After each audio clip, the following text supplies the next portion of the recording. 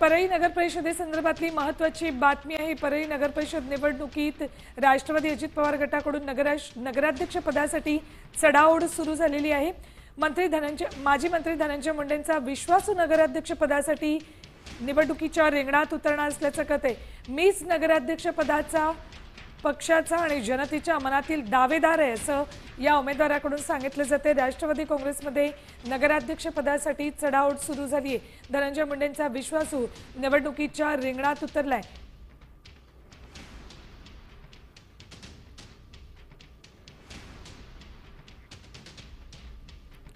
परळी नगर परिषदेसाठी राष्ट्रवादी अजित पवार गटाकडून नगराध्यक्ष पदासाठी चढाओढ सुरू झालेली आहे। जिल्ह्यामध्ये 6 ठिकाणी नगर परिषदेच्या निवडणुका होतात। त्याच्यामध्ये विशेषतः पाहायला गेलं तर परळी नगर परिषद धनंजय मुंडे आणि पंकजा मुंडे यांच्या निवडणुकीमध्ये प्रतिष्ठा पाहायला लागलेली आहे आणि विशेषतः पाहायला गेलं तर इच्छुकांची संख्या देखील मोठ्या प्रमाणात आहेत। उमेदवारी अर्ज भरायला किंवा दाखल करायला सुरुवात झालेली आहे। मात्र माझ्यासोबत धनंजय मुंडे यांचे विश्वासू सहकारी असलेले राजा खान साहेब आहेत। साहेब, तुमचं मनपूर्वक स्वागत।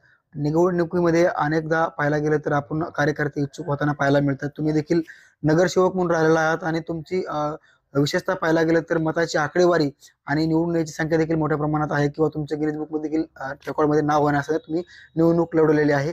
यावेळेची निवडणूक कशी असणार आहे आणि तुम्ही देखील इच्छुक आहात, पहिली प्रतिक्रिया काय? कारण अनेक वर्षानंतर निवडणुका होतात।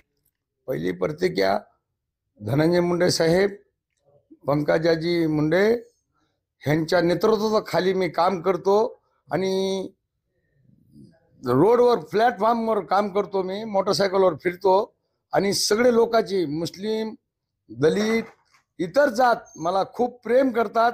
राजा आलं म्हणजे लोकांना असं लक्षात येतं की मी आलो, आपण आलत आणि राजा म्हणजे आमचा आहे हे लोकांच्या लक्षात येतं।